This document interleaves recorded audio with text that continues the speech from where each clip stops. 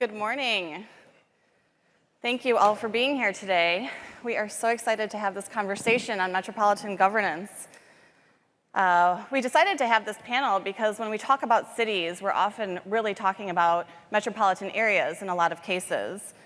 Mayors are championed as being visionaries, as being groundbreakers, but when we talk about cities and the data, we look at economic output, we look at the size, the population. A lot of times we're pulling metropolitan data, but these urban trends, they're not actually governed under one jurisdiction in most cases. In Chicago, we have about 2.7 million residents, but that's in the city of Chicago. Metropolitan region is 9.5 million residents. Chicago has 34 Fortune 500 companies that are headquartered here, but actually over half of them are out in the suburbs. And our 100 Top Economies report that we published a few years ago looked at how many cities are large metropolitan areas as big as countries. Chicago was larger than Sweden or Peru, but the GDP we were looking at was the metro region. So when we talk about this, we often look at kind of synonymously metropolitan areas and cities, but they're not governed by that one entity. And so today we wanted to have this conversation of what does this future of metropolitan governance actually look like. Chicago, also, I wanted to note, is made up of 275 municipalities in our metropolitan region. So today we have this great group of experts. We have Octavi de la Varga, who's the Secretary General of the organization Metropolis. We have Corine Mauch, the mayor of Zurich. We have Claudio Orrego, who is the former governor of the metropolitan region in Santiago, Chile. And then Paul Fletcher, Minister of Urban Infrastructure and Cities for the government of Australia. Thank you all for joining us. So we're going to start off with Octavi. If you could please talk about Metropolis, the organization, and how you govern and work with all these municipalities and metropolitan regions. Why is it important, and what are the trends we're seeing? Thank you, Juliana. For those who don't know Metropolis is the World Association of Metropolitan Areas and Major Cities around the world. We were created in 1985, so over 30 years ago. And what's bringing us together right now is the challenges of metropolitan governance, both at the political and strategic level, but as well at the practical level, we're looking at trends, which are the right models. Well, maybe there is not a right model, but which are the models around the trends in terms of institutions, as well in terms of how metropolitan areas are delivering. And what we're discovering right now is that we no longer know where the city starts and the city ends, which are the real boundaries of our cities.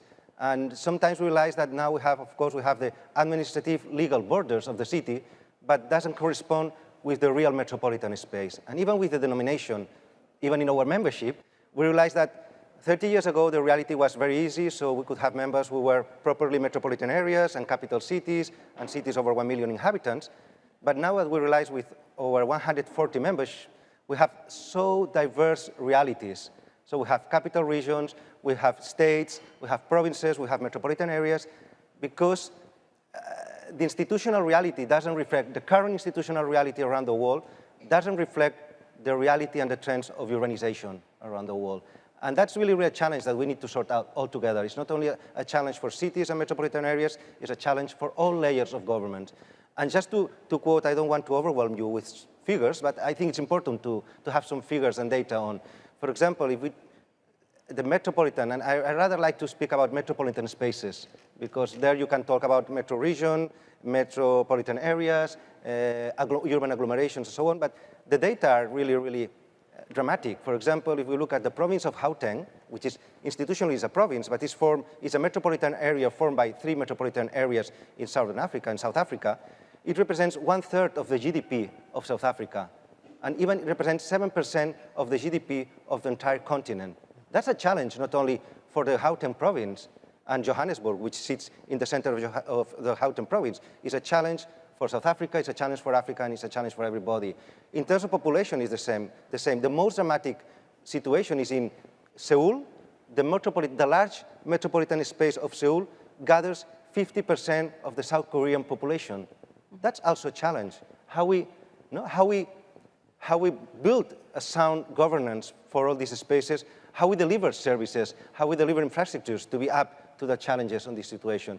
And if we go around the world, the data you were providing about Chicago, we could see everywhere, like in Buenos Aires, Lima, they have they gather 30% of the population of our countries.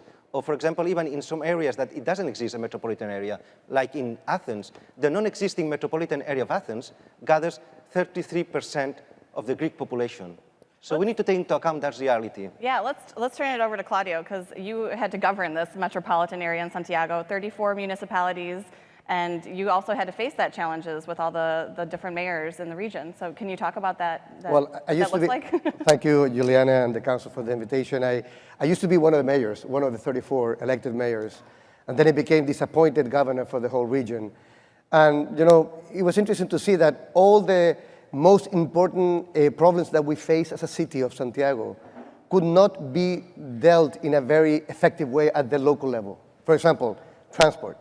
You cannot have a transport system for one borough of London or Barcelona or Istanbul or Santiago. You need to have an integrated system, you know, for the whole city in terms of territory, but also in terms of, you know, buses, metro, trains, bicycles, you know, climate change and air pollution. You cannot have one plan for one borough of the city. You need to have like a general strategy. And you could go up with economic development, with tourism, with emergency management. We are facing, we're a city that goes below the mountains, so we have floodings, we have landslides. So in that regard, even though we don't have a very strong structure, we are going only to have an elected position in 2020. So my position used to be an appointed one with 34 elected mayors below me. But at the end, necessity. Why did they change that? Actually, you know, we realized that in terms of regions, but also in terms of metropolitan areas, we could not govern in an effective way, either from national government, it was too high, and from local governments, it was too little. So what we did the last 4 years is faced with common problems, we organized specific solutions. So for example, we had a 72-hour supply of water cut in Santiago because due to climate change and unexpected rains up in the mountains. So we need a regional strategy to overcome that and become a more resilient city.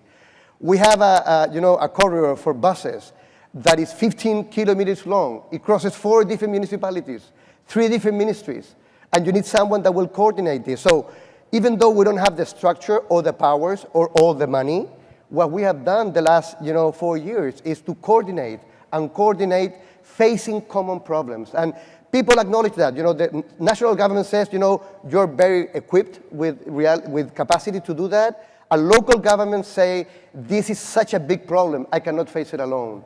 And so this fragmentation that we're facing in big cities around the world, the only way we can overcome it is through coordination, but also some sort of governance structure. It can be an elected mayor like in London.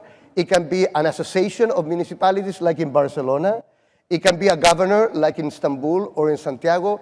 But every time you have some sort of a governance structure for metropolitan areas, you will have more economic growth, more social cohesion, and also more political stability. And I think that's the big challenge for the next 20 years. So in Santiago, we actually had a formal authority, right? Yeah. But in Zurich, we have a different example. And let's bring you into this, because Zurich is the largest city in Switzerland. And I remember reading 40% of Swiss GDP comes out of the Zurich metropolitan region, right? You're the mayor of the city, but you have to work across the entire metropolitan region. What does that look like in Switzerland? Well, what is very important in Switzerland is our very fragmented federal structure. So we have 3 layers of national level, of cantons, and of the municipalities. And this private law association of metropolitan region Zurich is a voluntary association. There are all 8 cantons in this area are gathered together with 120 municipalities and cities out of about 250 municipalities and cities in the entire region. And we are we are building a platform, we are networking, we are discussing, and we are gathering together to lobby at the national level for our common interests in the entire region. And what we also do, because we have this informal structure, we have projects together, concrete projects and concrete issues in field of transportation, field of economic development, social issues, and also living space. So these are the 4 fields in which we coordinate and cooperate, but it's not a 4th layer in our federal structure. It's an informal situation where you're working on. Yeah, we're going to come back to the different layers and the complexity that adds, but let's bring in Minister Fletcher with the national perspective. So you oversee infrastructure and cities, and how does metropolitan area, how do you invest in these regions, and how do you work with the cities as you're trying to make these investments? Well, the Australian government took a decision led by our Prime Minister, Malcolm Turnbull, that we wanted at a federal level to have more involvement with our cities. We're a highly urbanised country, even though we're over 7 million square kilometres of land. Most of us live in cities. 64% of Australians live in our 5 biggest cities. And yet, all the governance problems that the other panellists talk about, we have to a great extent. So the person who is the Lord Mayor of Sydney, in fact, has authority for only about an area in which around 2 to 3% of the entire metropolitan area lives. At the same time, cities are becoming ever more economically important, and in fact, the proportion of people living in cities is growing. So we felt there was a national policy importance in responding to some of these governance challenges. What we're doing particularly is adopting a British policy tool, the use of city deals. Of course, we're taking that from a country which has 2 levels of governance and going to a federation. So what we're doing is bringing together in these city deals the national government, the state government, and then local councils. We've just concluded a city deal for Western Sydney. The centrepiece of that is that we're building a new airport in Western Sydney, so we're investing over $5 billion in that. But what we want to do is leverage that to get economic outcomes, attract more businesses and jobs, more housing, and to do that, we've used this city deal structure. We've made a series of infrastructure commitments as part of that, and we've really asked the mayors of 8 Western Sydney councils to think about their region for the first time in many ways, rather than their particular council area, and they really have responded to that challenge very impressively. So it's a very exciting time. Thank you. When I think about these metropolitan, we were talking about the layers, right? If we have a formal authority, does it add another layer? You have state government, you have national government, you got city government, now you're trying to create another layer of bureaucracy.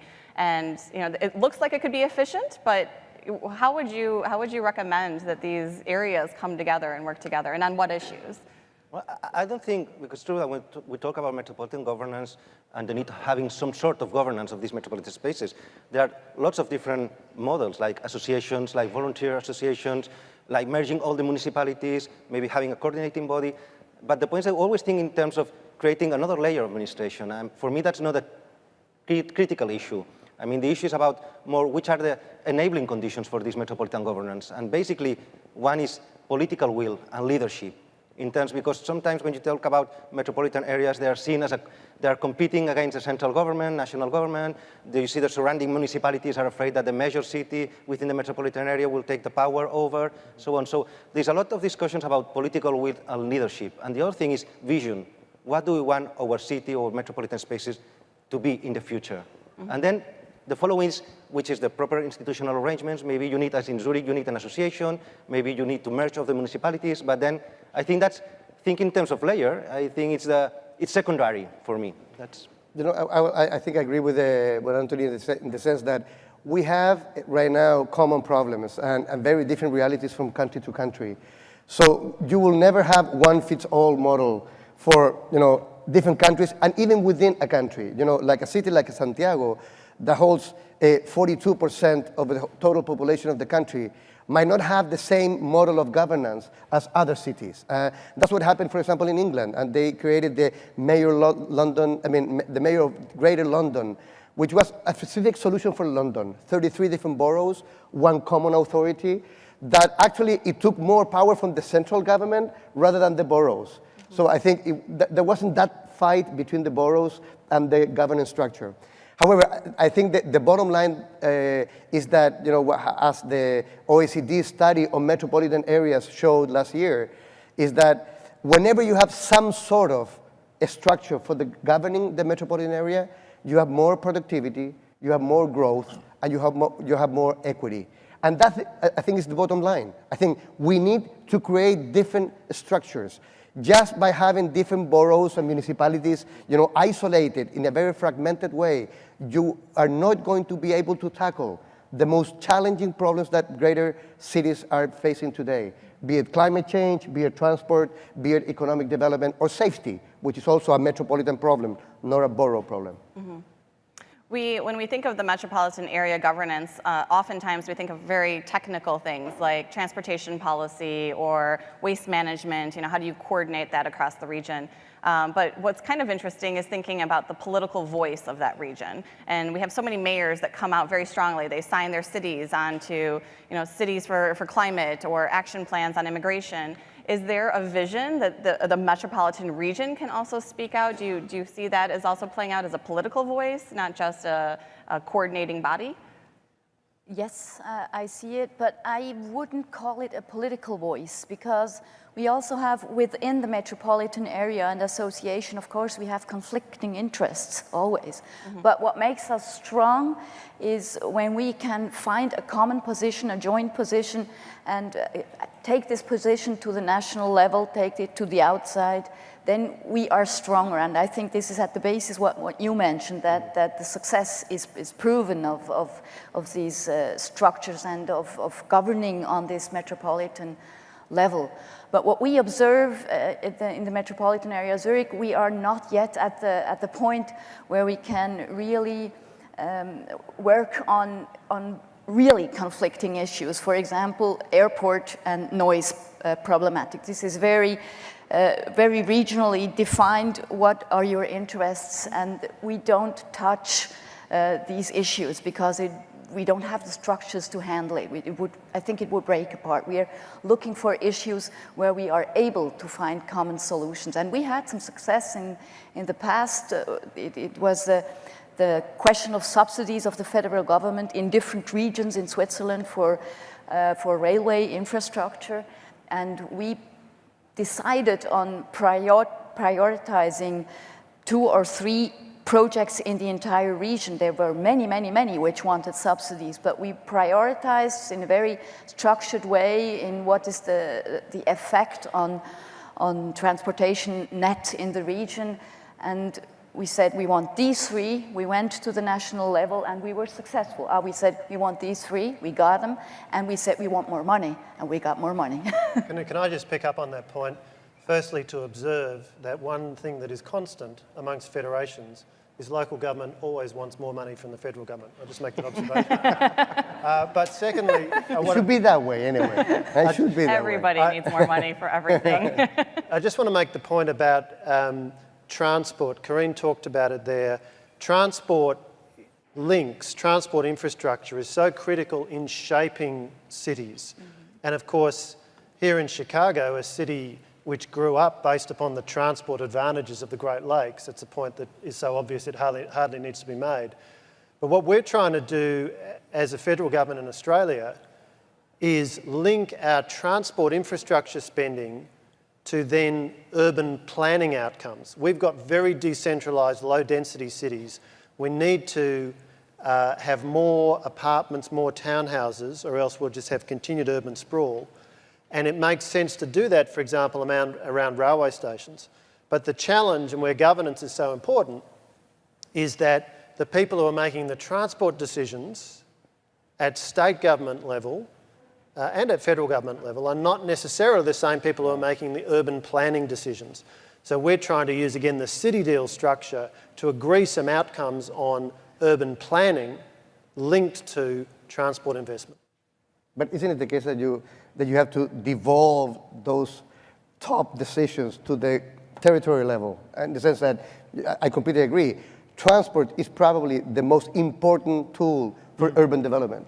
And very often, not only you have a different institutions taking decisions. But even within transport, you have, the metro in the one hand, then the rail system in the other one, and then you request from local authorities to have a more comprehensive strategy when those decisions are taken by different bodies without any coordination whatsoever. So I think that's an extra point of saying, we have to devolve and to have a more comprehensive strategy at the local and government level that will also cross political lines. We were discussing prior to this panel, probably when you get to these more concrete problems at the metropolitan level, party lines cannot explain, the commitments and the arrangements you can make. But what happened in Zurich is it was really possible in an analytic approach in analyzing the entire transportation system, and the aim was to have the most efficient investment in this system. And that's how we found the solution, and that was what was decided in the end. But you need, of course, this coordination. But first the subsidies was from the federal level, from the national level, but then entering into the planning tools at the cantonal and the local level, every canton itself had to do it, but they did it after having a coordinated approach in the beginning. Yeah. Let's bring in some questions. I would love to get some audience participation, if it's okay. I know we have microphones circulating, and if people have questions for our panel, we do have some time to bring people into the conversation, but I'm having a really hard time seeing. There's a question right here. Sure. This is very interesting. In the United States, we have so many governments. We have cities. Can you please speak up? I'm sorry, it's hard to hear up here. Sorry? Oh. You hear now? Yep. In the United States, we have so many governments, townships, counties, states, and so forth. And you all seemingly have been successful in developing a new level of government, as it were. And my question is, as you develop these regional governments, have you had conflicts with the provincial government, with the government of the province? Yeah. I mean, I know that in Illinois, you might have trouble with the state government here or the county government. Yeah. So what are the challenges, and then how have you been able to overcome them? Do you want to take that one, Claudio? Yes, I think, as I said before, it will vary from country to country. For example, in the case of Chile, instead of creating a new layer of government, we're taking the traditional governors that were appointed. They're going to be elected. And in the case of the metropolitan area of Santiago, we will have the same governor. It's going to be the coordinating structure for the region. So instead of creating a new layer, we are strengthening one and giving more powers. In other cases, like in Barcelona, and maybe Octavi can mention that, they have an association. So instead of creating a new layer of government, the municipalities, 36 different municipalities in the Barcelona province, got together for certain issues: environment, transport, economic development. So it will vary from country to country, but the bottom line, again, is to have some sort of structure of governance for common metropolitan issues. I think, well, the case of Barcelona, we have evolved. So we have created a new layer, but the point is that we see that it's like a sequence. Normally, you start as a volunteer because mayors need to sort out some issues related to a territory, but then you realize that you more want to tackle certain technical issues, or more technical, like waste management, mobility, housing. And that was the case of Barcelona. It had different agencies for waste management, water, sanitation, and whatever. And then we realized that, of course, when you bring all these things together, you need a strategy for the territory. And that's when it was a law, original law was passed to create the metropolitan area of Barcelona, which also brings more this strategy. And now we're bringing on board economic development and social cohesion. So you're moving, the trend normally is you start like more tackling technical things, but then at the end of the day, you create a more structure of governance. And of course, yes, there is this issue in the case of Barcelona. I was thinking, now if I think I have 8 layers of administration, I have my city district, the city council, the county council, the metropolitan area, the province, the region, the national government, and the European Union government, which is crazy. Really, it's crazy. So, and that's what we're exploring in Metropolis, that we need to look, and maybe it's wishful thinking right now, but we should think about new ways of all layers of administration working together and not adding new layers. And that's what the new urban agenda that was approved in Quito in the Habitat 3 Summit about multi-level governance. And that means that everybody needs to learn to work in a different way. Okay. Let's bring in another question. Yep, there's one over here on the right. Thank you. Hi, thank you for your comments. I was interested, as a student of public policy, I was interested to hear from you what the role of academia is in governance of metropolitans. The role of what? I'm sorry? Academia. Oh, academia. Sorry, can you hear me now? Yep. I was wondering if you could talk a little bit about the role of academia in governance as advisory, as a co-production participant, just how you envision it now and how do you see it in the future? I might make a comment about that. Look, certainly I think it is very useful to be able to reference examples of practice around the world, and university professors, university academics are often very useful in offering that expertise. But there's one other thing that we've been doing that very specifically draws upon the academic world, which is in a couple of the city deals that we've done, we have, a key element of them has been moving a university campus from the suburbs into the centre of the city as a way to revitalise the centre of the city. And we've put together a deal with the federal government putting in some money to subsidise that move, with the university obviously committing to that, and it also requires state and local council involvement. So we don't really have the tradition in Australia of university towns in the same way that you have in the US or much of Europe, but we are really quite excited about the role that bringing a university facility into the centre of town can make to revitalise. Maybe I can add one thing is, in our case in Santiago, we thought that, our image of academia was there are also silos, especially silos. The experts in earthquakes are in one arena, the experts in transport are in the other arena. So by calling them to be part of a council for the resilience strategy of the city, we also help them to break their own silos, academic silos, and to think that the territory of the city requires comprehensive and also interdisciplinary approaches. So we had experts in earthquake, hearing experts in housing, and working together. And I thought that's one way of trying to involve more academia in the planning and the constructing of the city.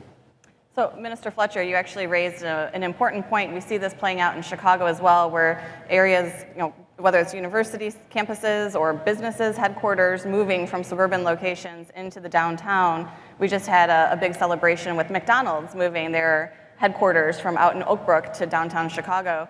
That was big news for the city of Chicago, but for Chicago metropolitan region, I mean, they're still headquartered here, right? It doesn't, how would it in Zurich, the idea of moving from a metro area into the downtown, how does that play out? Why is that important for you?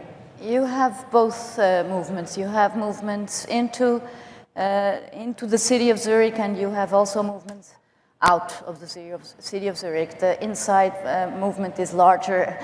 I'm happy for that. But what we have, this is actually a question of economic promotion. Mm-hmm. And economic promotion is in Zurich not in this metropolitan structure. We have a different structure for a similar region which takes care of economic promotion. Great. Okay, so we have about a minute left. What I'd like to do is just kind of a quick, maybe 20 seconds each on, what are your final thoughts? More metropolitan governance, less, former layer of bureaucracy? Maybe we can start with you, Octavi. A quick final thought. Yeah, very quickly, I'm for more metropolitan governance, which doesn't mean that we need new layers. Okay. Mayor? Me too. I'm also for more metropolitan governance, and I think the solution is not everywhere the same. You have to have solutions for where it is. I think the largest challenge for metropolitan governance is not technical, it's more political. The political economy of having a strong governance structure in big cities makes a lot of people afraid in Congress and also in central government. But unless we do it, most of the most important challenges that we're facing are not going to be addressed in an effective way. Governance is something that's hard to summarise as a political slogan. It makes the eyes of journalists glaze over, in my experience. But nevertheless, it really is important to delivery of the outcomes that ultimately governments are charged with delivering for their citizens. Yeah, that's great. Well, thank you to the panelists, and thank you again for joining us in this conversation.